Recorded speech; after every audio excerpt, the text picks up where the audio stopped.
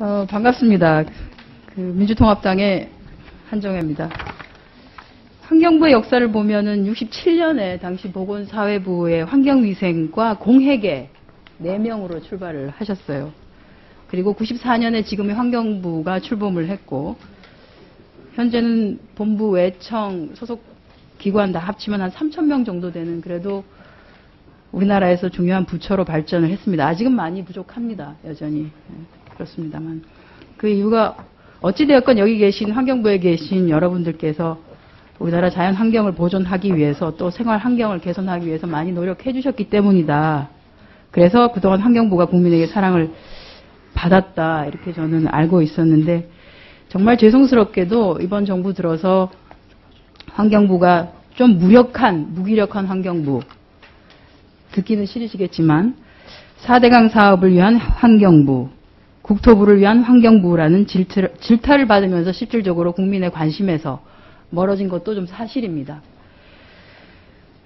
그것은 아마 환경부가 본연해야 되는 임무, 어떻게 보면 우리 국토를 자연 그대로를 보존하고 우리 국민을 환경 오염으로부터 좀 더 쾌적한 환경 속에서 생활할 수 있어야 되는 그 본연의 임무, 그것에서 조금 더 멀어졌다고 생각되었기 때문 아닌가 이런 생각이 들고요.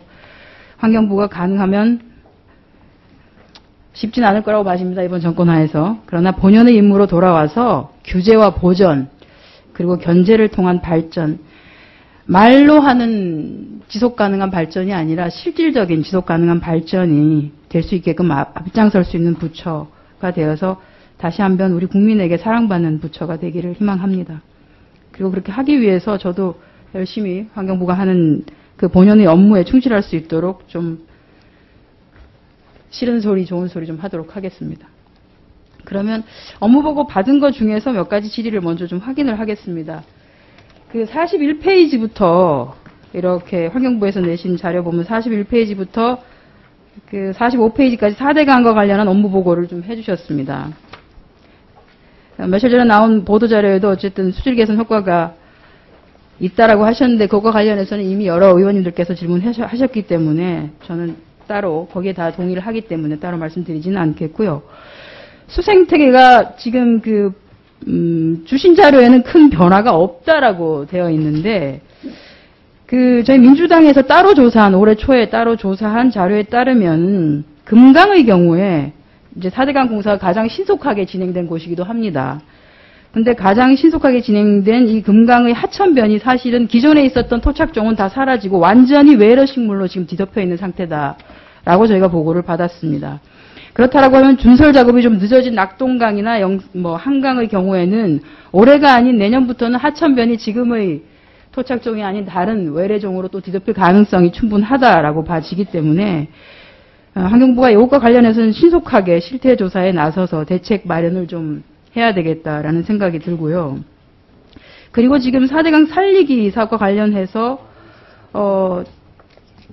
수질도 좋아졌다, 수생태가 문제가 없다라고 자꾸 하시기 때문에 저희가 자료를 조금 요구를 좀 하겠습니다. 가능하면 협조를 좀 해주시기 바랍니다. 첫 번째는 4대강 살리기 사업과 관련한 수질 개선 효과를 증명할 수 있는 수질 측정 자료 일체를 로데이터를 좀 포함해서 측정 지점을 포함한 자료를 좀 주시고요.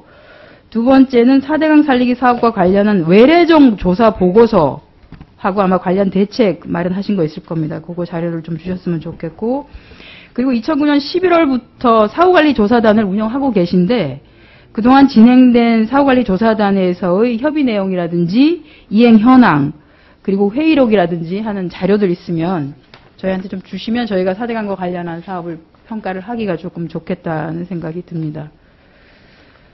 두 번째는 성면 안전관리 강화 부분입니다. 업무보고서 24페이지에 보면은 그 농어촌 성면 슬레이트 지붕의 안전적 철거 지금 지속적으로 하고 계신데요.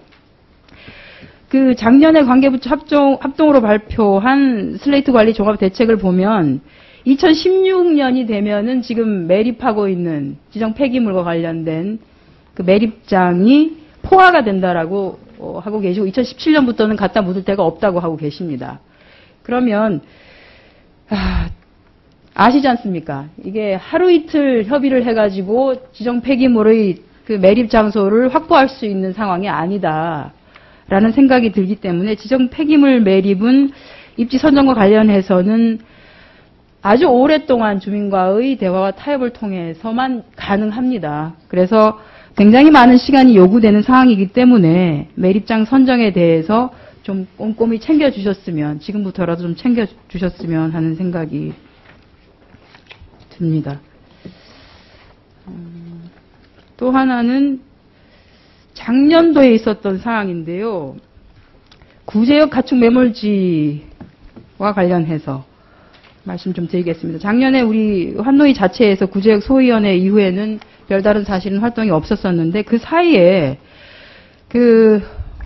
여기 국회 예산정책처하고 감사원에서 작년에 하셨던 사업과 관련해서 감사를 실시한 게 있습니다. 실시한 거에 따르면은 지적사항이 꽤나 많이 나왔습니다. 감사원에서의 지적사항은 매몰지 주변의 지하수 관정관리나 사후대책 등에 대한 지도 감독이 부적정하다고 되어 있고, 매몰지 주변 지하수에 대한 수질조사도 부적정하다, 영양조사평가 굉장히 많이 좀 부적정하다고 되어 있고, 제가 안에 내부 보고서 보니까 실질적으로 지하수 오염이 되었음에도 불구하고 오염이 되었다는 사실을 해당 지역 주민들한테 알리지를 않아서 그 해당 물을 상수원으로 계속 한 3개월을 먹고서야 그걸 알게 되는 이런 일도 벌어지고 있었더라고요. 그래서 지금 가축 매몰지 후속 대책과 관련해서는 위원장님, 저 국회 한노위에 별도 보고를 좀 저희가 받았으면 좋겠다는 생각이 듭니다. 왜냐하면 이게 굉장히 많은 예산이 들어갔고 2011년 작년에 최대 사회 이슈였습니다. 그리고 굉장히 많은 예산이 들어갔고, 그리고 환경부가 실질적으로 구제역의 후속 대책을 총괄하기 때문에 주기적인 국회 차원의 점검이 필요합니다. 왜냐하면 미국의 버지니아주 같은 경우에도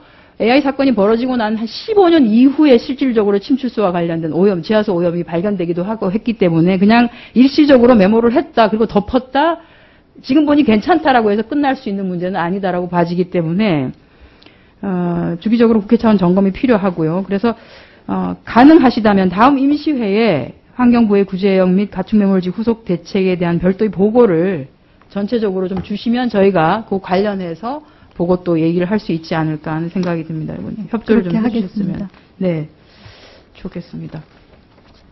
어떻게 답변은 안 하고 저하고 저 혼자만 얘기하는 것 같네요. 그렇죠?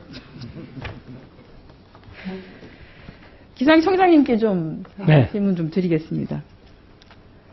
올 6월까지 가뭄이 엄청 났습니다. 그죠? 다 아시겠지만. 그리고 실질적으로 국민의 피해가 좀 있었고요. 근데 기상청에서 지금 제공하고 있는 가뭄 판단 지수가 현실을 반영하지 못한다라고 하고 있습니다. 기상법상 현재 특보는 뭐가 특보라고 하고 있죠? 저희가? 보통 예보 관련해서요. 가뭄은 말고 그냥 폭풍이라든가 비가 많이 온다라든가 강풍, 태풍 그렇죠. 이런 그런 사항만 들어가 있죠. 네. 그렇다고 하면 사실 올해 같은 가뭄, 특히나 앞으로 기후 변화가 많이 예측이 된다라고 하면 이런 아주 예측을 당연히 해야 되는 평상시와는 다른, 예년과는 다른 상황이 많이 발생할 수 있는데 가뭄을 기상특보에 좀 포함시켜서 국민의 건강이나 재산을 보호해야 될 필요가 있다고 생각되는데 청장님 어떻게 생각하시는지? 네, 보통 일반 국민들이 알고 있는 가뭄은요, 비가 많이 왔느냐, 적게 왔느냐, 그런 수준인데요. 이제 비가 적게 오냐, 안 오냐에 따라서 또 이제 분야별로 수질 분야, 수자원 관리 분야, 농업 분야, 환경 영향 분야로 이렇게 갈라지거든요. 그래서 기상청에서는 강우량의 어떤 그런 유무를 판단해주면 관련 부분에서 아마 가뭄 대책을 세우면 될 것 같습니다. 그래서 저희가 관련 부처랑 잘 협의를 해서 이 가뭄 판단을 저희만 하는 것이 아니고 저희는 지금 제가 판단하기도 국토해양부에서 가뭄정보 시스템을 운영하고 있고 농림수산식품부에서 가뭄관리 시스템 하고 계시고 소방방재청도 가뭄재해정보 시스템 이렇게 하고 있는데 실질적으로 날씨와 관련된 것은 아무래도 우리 국민들이 기상청의 자료를 가장 많이 신뢰를 하는 것이 사실입니다. 다른 어디를 들어가기보다. 그래서 기상청에서 가뭄과 관련한 내용을 같이 알려줄 수 있으면 좋겠다라는 생각이 듭니다. 그리고 현재 지금 쓰고 있는 가뭄 판단 지수가 이게 언제 개발된 거죠? 네, 2007년도에 개발해서 2008년도에 서비스를 하고 있는데요. 아마 이게 국민들이나 관계 협의하는 부처에서 어느 정도 참고는 되지만 실질적으로 정책을 활용할 때 약간 부족한 측면이 있는데요. 조금 전에 지적하신 것처럼 각 부처와 협의를 해서 더 실용적이고 더 의미가 있는 판단 지수로 이렇게 개발을 더 하겠습니다. 올해 가뭄이 한창이다가 허우 경보가 내려서 비가 막 오는 날 7월 11일인가요? 네. 11일 날짜의 기상청에서 지금 내보내주고 있는 가뭄 판단 지수 내용입니다. 실제로는 비가 오른쪽에서 보는 것처럼 저렇게 많이 와서 호우 경보가 내렸음에도 불구하고 가뭄 판단 지수는 여전히 가뭄이다를 보여주고 있어서 물론 이제 관계부처와 합동으로 제대로 된 자료를 내주는 것도 좋지만 신뢰할 수 있는 자료를 그때그때 적시에 제공을 해주는 게 기상청으로서는 굉장히 중요한 일입니다. 그래서 그렇게 좀 될 수 있도록 기상청에서 노력을 좀 해주셨으면 좋겠습니다. 네, 당일자 강우량은 이제 반영은 안 됐는데요. 아까 말씀드린 대로 그런 부분 다 적절히 반영을 해서 각 부처에서 잘 활용할 수 있도록 하겠습니다.